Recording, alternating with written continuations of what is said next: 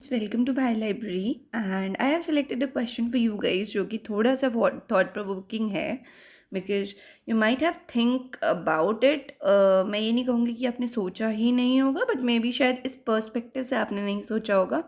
So I have framed this concept into a question which is can you map introns at the start of a gene. Basically what is the start of a gene.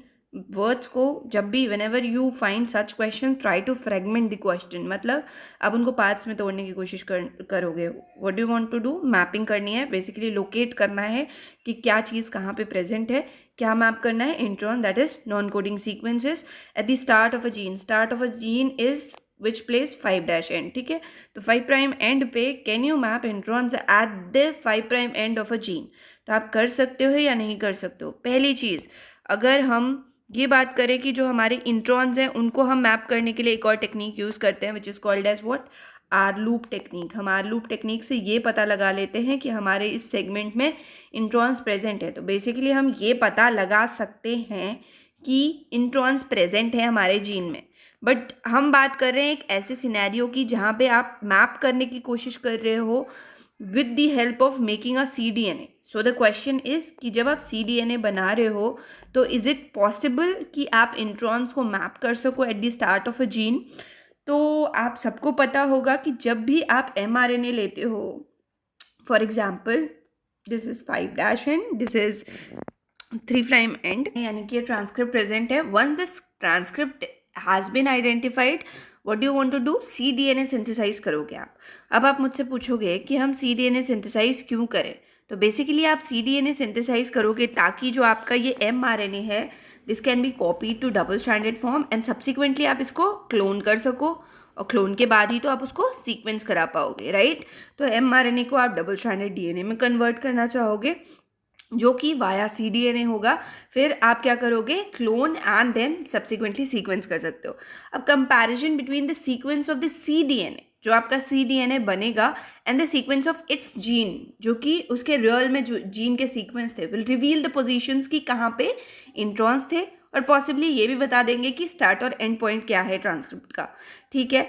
क्योंकि हमारा जो DNA होता है, आप जानते हो कि unprocessed DNA की बात करें तो it will contain introns, but जब उसमें से इंट्रॉन्स को आप सब्सट्रैक्ट कर देते हो तो you get something called as CDNA। आपके पास सिर्फ CDNA बचता है, राइट। तो आप इन दोनों को कंपेयर करके ये बता दोगे कि अच्छा ओके, इस CDNA में ये सारी चीज़ें प्रेजेंट हैं। बेसिकली यहाँ पे जो चीज़ नहीं प्रेजेंट है that is intron. Genomic DNA के साथ कंपेयर करोगे तो ये तो बता सकते हो कि इंट्रॉन्स प्रेजेंट है।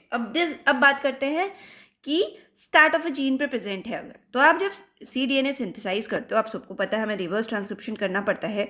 तो जो आपके mRNA है इट कंटेन्स व्हाट, इसका रिमार्केटेड फीचर प्रोसेसिंग के बाद पॉली A टेल प्रेजेंट होना। तो अब हम प्राइमर की तरह भी क्या यूज़ करते हैं, पॉली T सीक्वेंस। तो पॉली T सीक्वेंस को यूज़ करते हैं, यानी कि हम 3' एंड से पॉलीमराइज करना शुरू करते हैं किसको, हमारे mRNA को। अब मेरे क्वेश्चन के अकॉर्डिंग आपके जो इंट्रॉन्स हैं वो यहाँ कहीं लोकेटेड हैं। तो मैं पूछ रही हूँ कि हम इन इंट्रॉन्स को मैप कर पाएंगे या नहीं। तो खुद ही देखते हैं कि कैसे आगे बढ़ना है इस सिचुएशन में। तो बेसिकली ये पॉलीमराइज होगा यहाँ। अब इसकी जो प्रोबेबिलिटी है of getting synthesize till the point of 5' end बहुत कम होती है, राइट। क्योंकि जो हमारा CDNA सिंथेसिस है वो यहाँ से एनीलिंग के बाद स्टार्ट हो जाएगा पॉली ए टेल पे, यानी कि 3' and is the first part to be copied. फिर CDNA synthesis might not however continue all the way to the 5' end of the transcript। मतलब आप समझ रहे हो कि अगर आपका RNA बहुत बड़ा है तो इट बी वेरी डिफिकल्ट कि ये 5' end तक पहुंच पाए। स्पेशली कब, if the RNA is more than a few hundred nucleotides in length. अगर वो इतना बड़ा है कि 100 न्यूक्लियोटाइड से बड़ी उसकी लेंथ है तो ये बहुत मुश्किल हो जाएगा कि 5' end तक आपका पॉलीमराइजेशन पहुंचे।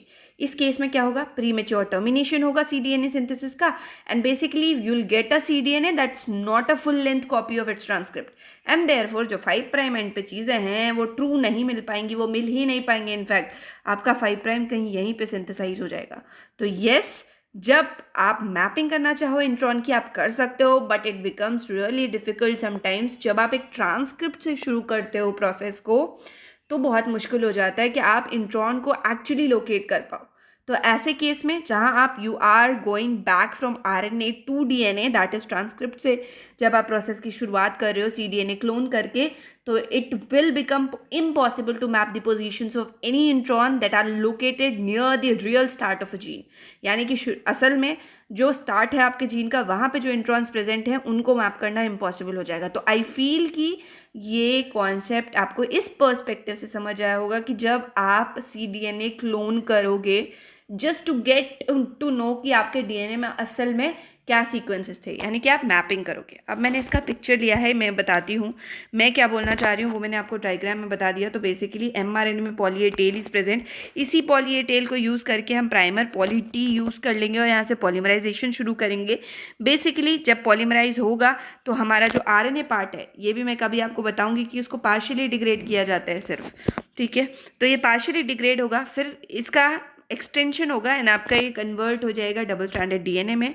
अब ये जो एंड मिला है, आप यहाँ पे देख लो डिफरेंस, इसका 5 प्राइम ये था और आपको यहाँ पे 5 प्राइम यहीं पे मिल गया है। So it's not equivalent to 5 prime end of mRNA। अब इस फिगर में और क्या लिखा हुआ है, ये फिगर है आपका विल्सन एंड वॉकर का ही। तो 5 prime end of an mRNA can not be identified from the sequence of an incomplete cDNA। अगर आपका cDNA इनकम्प्लीट है, यानी कि वो पूरी तरीके से it's not copied till the full length of the transcript, तो therefore ऐसे केसेस में it will be really difficult कि आप 5 प्राइम एंड को जो है पता कर सको। Okay, thank you everybody. इसी तरीके के मैं और सारे क्वेश्चंस थोड़े से थॉट प्रोवोकिंग, थोड़ा सा आउट ऑफ द बॉक्स लाते रहूँगी। You just have to do one thing, आप अपना पढ़ाई करो। Okay, thank you everybody.